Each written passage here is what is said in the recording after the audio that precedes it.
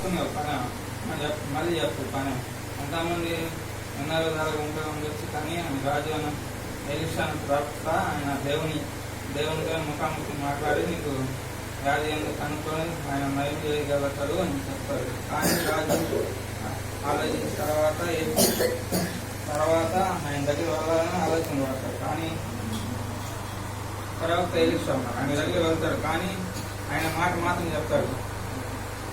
ఒక నది ఉంటుంది కోనేరు, అక్కడ పోయి మునుగు, అది ఒకసారిగా 7 మార్లు మునుగు నీ కృష్ణ మొత్తం పెరిగిపోతుంది అని చెప్తాడు.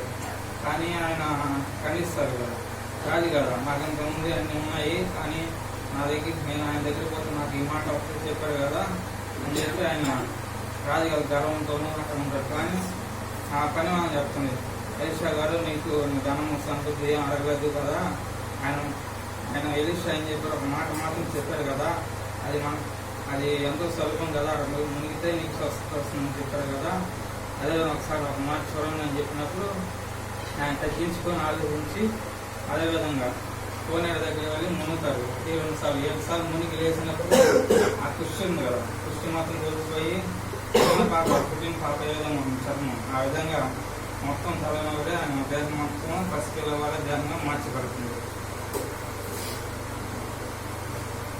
హల్లెలూయా.